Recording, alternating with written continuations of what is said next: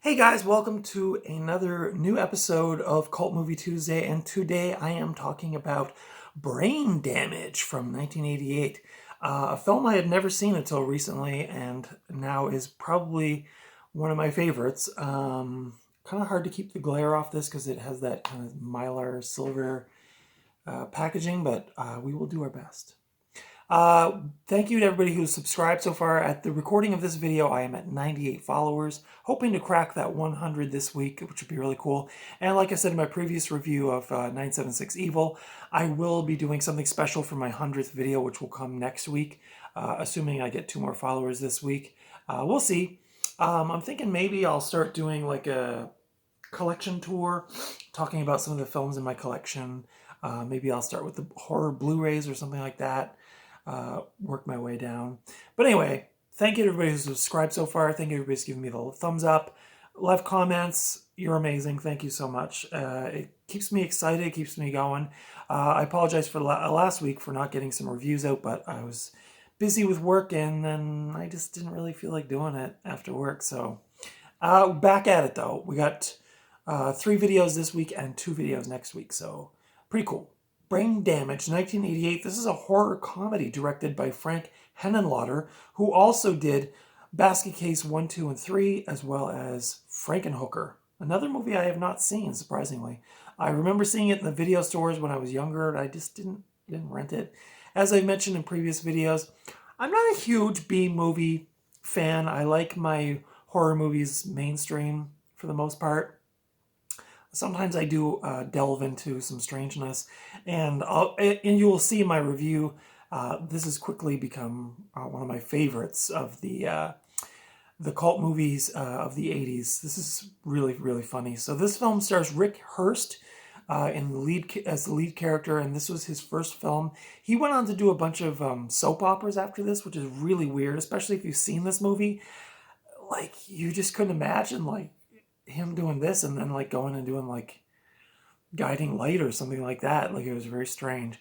The voice of the character Aylmer, who appears in this film, who I'll talk about in a bit, was done by John Zachary, I think is how you pronounce his name. And he was a horror movie host on television in the 50s and 60s. I think he has since passed away. So yeah, I will now move on to the synopsis, which is, you probably won't believe your ears when I tell you this. I may read the synopsis off the back as well, just because it was the main reason I picked this movie up, was the synopsis. Aside from knowing that it was kind of considered a cult classic, but a young man discovers a disgusting parasite, and that's Aylmer, has attached itself to his brainstem. He becomes addicted to the psychedelic euphoria it produces, but in return, he must feed it human victims, which I think is pretty close to the back of this. A worm-like parasite named Elmer latches onto Brian, played by Rick Herbst neck. Oh, it's Herbst. Sorry, I said that wrong.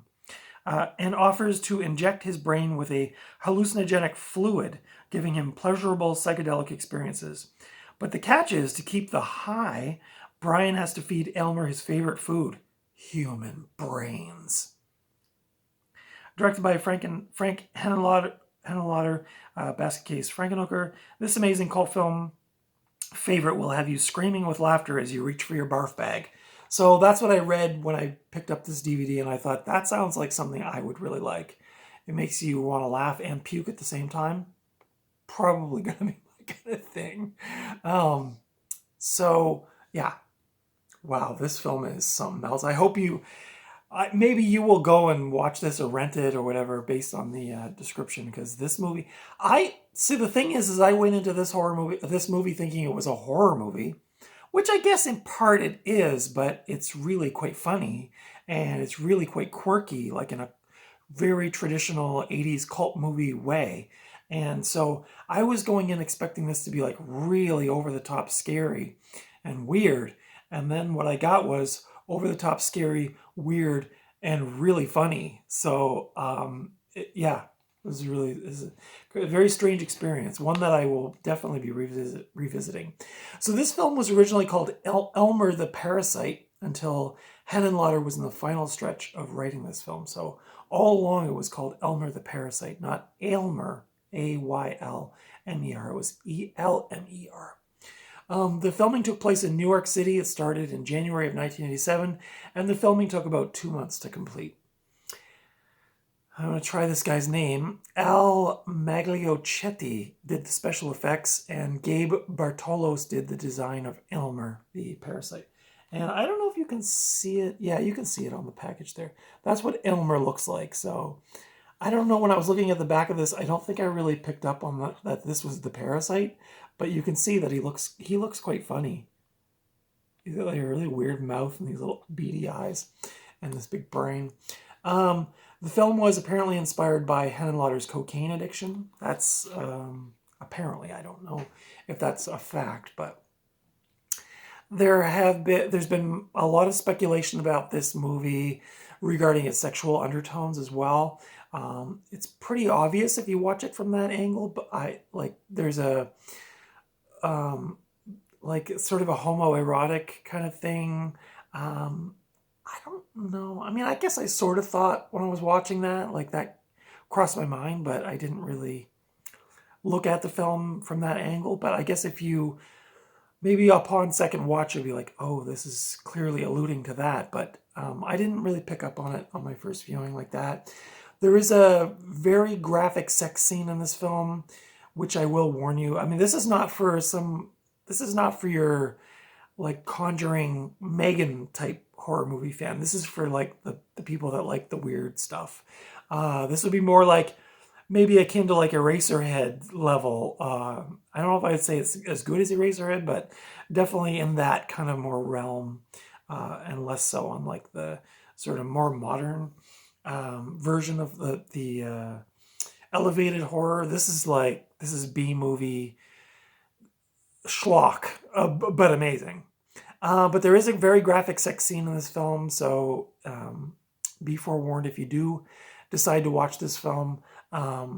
Apparently, so disturbing that many people on the film crew actually walked out while the filming of that scene was taking place because it was so disturbing.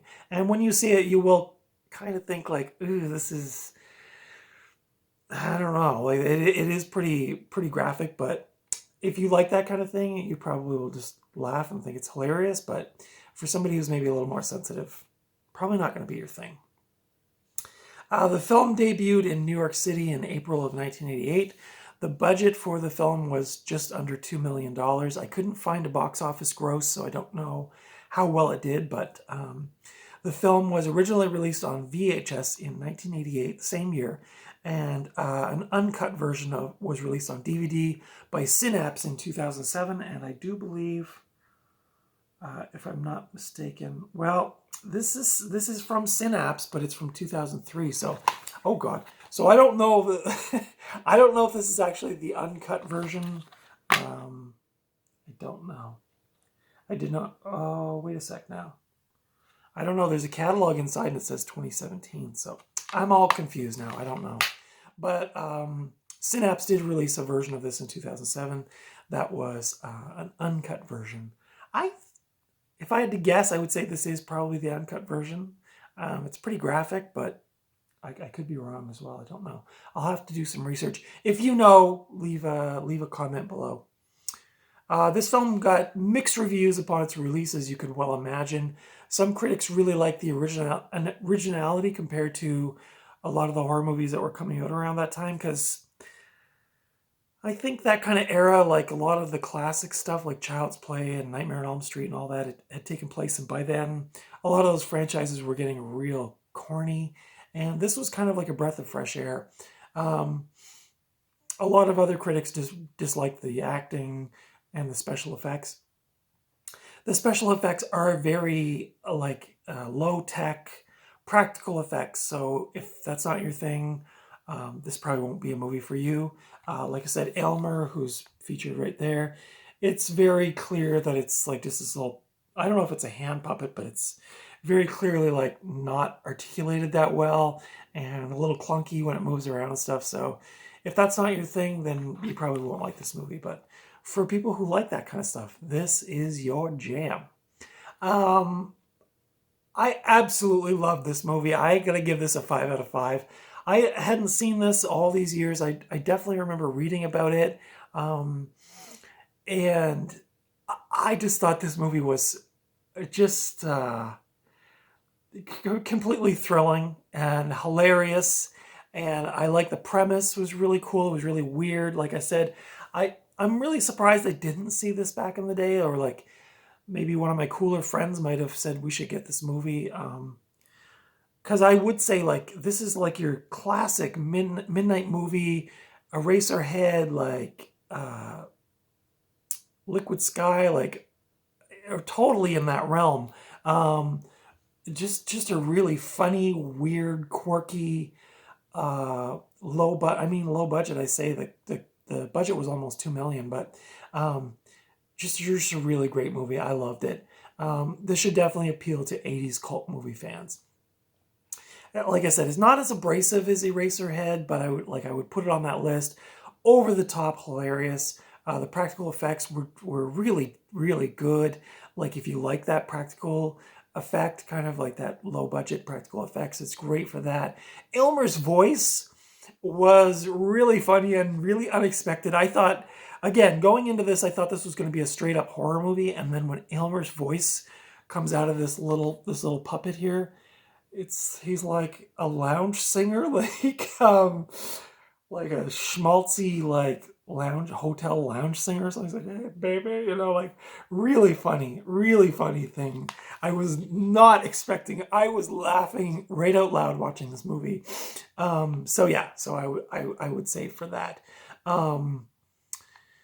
The psychedelic scenes, and there are a couple scenes in here that are really weird, like the room filling up with water around the guy's face, and like really weird stuff going on in here for the psychedelic scenes. And when Elmer injects him in the back of the neck with that psychedelic fluid or whatever, and then it's real trippy. So like, wow, this movie just blew my mind. I was so happy that I picked this up, so happy I've seen it. And like I said, I'm definitely going to revisit this one. This is the 2003 Synapse film version. It's got that cool, shiny cover on it. The special effects are a new anamorphic transfer, new Dolby Digital 5.1 track, liner notes, animated menus, original mono soundtrack, audio commentary by director Frank Henelotter and brain damage novelist Bob Martin, isolated music score, and original theatrical trailer. I think I'll have to revisit this one for the soundtrack. I can't really remember it super well, but yeah, look, that cover, the artwork on there is just really cool. Like I said, here's the inside. You get the cover art on the disc as well as on this little booklet. This is actually not a booklet. No, this is just the like a little poster, and then on the back is the chapters list. And there's a shot of the two of them in the bathtub together. And yeah, wow, I just love this movie. It's so funny. It's so funny. This edition also came with a Synapse film catalog, and if you know Synapse, you know they do a lot of like B-grade movies as well as pornography, so be aware of that, I guess, if you're flipping through this. Here's a cool ad in the back for Demons 1 and 2, as well as a couple of other ones, Document of the Dead and Tenebrae. An original Tenebrae that just got a re-release on 4K, I think. But yeah, great movie. Highly recommend this for, again, anybody who is a fan of 80s horror, 80s cult, 80s horror comedy, like over-the-top madness. This is the movie for you. I'm happy to say you can watch it for free on Tubi. If you're not familiar with Tubi, it's spelled Tubi. It's a free movie service. There are commercials, but you can watch these movies for free. I would highly recommend this movie. Like, again, if you like these kinds of movies, these horror, cult horror comedy movies from the 80s, wow. I cannot say enough good things about this movie. I love this movie. I'm really happy I saw it, and I will definitely be adding that to my rewatch list in the coming years. So thanks for watching. Give me the thumbs up if you like this review. Consider subscribing to my channel if you haven't already. And comment below if you've seen this movie, what you thought of it, and all that stuff. If there's any, I should say, like, leave a comment if there's other movies kind of in that realm that you think I might like. If you like Eraserhead and Brain Damage, there's probably a lot that some of them I haven't seen. Obviously, there's a lot I haven't seen, but I'm definitely be on the hunt for Frankenhooker. I don't have Basket Case either, so that's another one I need to be on the lookout for. But anyway, thanks for watching my review. Bless you for following me again. I'm at the recording of this video at 98 followers. I'm hoping to get to 100. And like I said, if I do get to 100 next week, I will do some kind of special content for the channel. Fingers crossed that things don't get crazy with work and stuff. But anyway, until next time, I will see you at the video store or at the thrift store or, just out and about somewhere, just around. Until then, take care of yourself. Bye.